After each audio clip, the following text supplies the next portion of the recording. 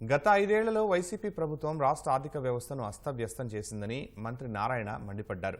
విజయవాడలోని కానూరు విఆర్ సిద్ధార్థ కళాశాల వద్ద నూతనంగా నిర్మించిన పైవంతెనను ఎమ్మెల్యేలు సుజనా చౌదరి, బోడే ప్రసాద్, కామినేని శ్రీనివాసులతో కలిసి మంత్రి నారాయణ ప్రారంభించారు.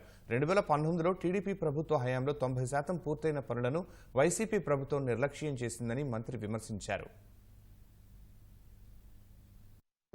పంట కాలం మీద ఒక బ్రిడ్జిని యాక్చువల్గా ఇనాగరేట్ చేయడం జరిగింది. ఇది 400 మీటర్లు. దీన్ని సిద్ధార్థ అకాడమీ వాళ్ళు 11 కోట్ల రూపాయలతో యాక్చువల్గా నిర్మించారు. దీనికి సౌండ్ బ్యారియర్స్, తర్వాత డ్రైన్స్, లైట్స్ అవన్నీ ఒక 3,55 లక్షలతో మున్సిపల్ అండ్ సిఆర్డీ కలిసి పూర్తి చేయడం జరిగింది. అయితే ఈరోజు ఇక్కడ ఈ బ్రిడ్జ్ కంటిన్యూవేషన్ 3.5 కిలోమీటర్ రోడ్డు కావాలని యాక్చువల్గా ఎమ్మెల్యే గారు అడగటం జరిగింది. దాన్ని ఇమీడియట్ గా సిఆర్డీ చేపట్టి దాన్ని కంప్లీట్ చేస్తుందని ఇక్కడ ఉన్న ప్రజలందరికీ తెలియజేస్తున్నాను.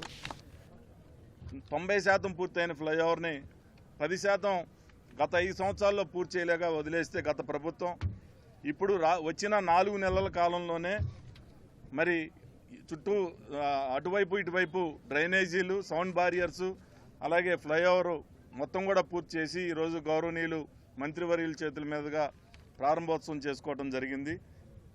దీని కంటిన్యూషన్ పంటకాల రోడ్డు గంగూరు NH 200 అడుగుల రోడ్డు ఎక్కడైతే ప్రారంభం అవుతుందో అక్కడికి వెళ్ళి కలుస్తుంది. కాబట్టి దానికి నిధులు కూడా సిఆర్డీఏ నుంచి నిధులు ఇస్తానని చెప్పేసి శాంక్షన్ చేస్తానని చెప్పి ఆయన తెలియజేసినందుకు ఆయనకు కూడా హృదయపూర్వక ధన్యవాదాలు తెలియజేస్తూ, గత ప్రభుత్వంలో ఏదైతే మొండిగా పనిచేయకుండా ఉన్నాయో యనమల కుదురు వంతెన కానీ, యనమల కుదురు వంతెన కూడా ఒక నెల రోజుల్లో దాన్ని కూడా పార్థసారథి గారి చేతుల మీదుగా దాన్ని ప్రారంభిస్తాం.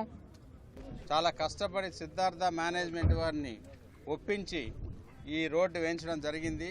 అప్పుడే ఈ ఫ్లైఓవర్ కూడా సిద్ధార్థ వాళ్ళ ఎక్స్పెండిచర్తో తెప్పించాలని చెప్పి ఒక MOU సైన్ చేసి వారి కృషితోనే ఇక్కడ ఈ రోడ్డు రావడం జరిగింది. ఫ్లైఓవర్ వచ్చినాక దురదృష్టవశాత్తు అరాచక పాలనలో ఇవన్నీ కూడా గాలికి వదిలేయడం జరిగింది.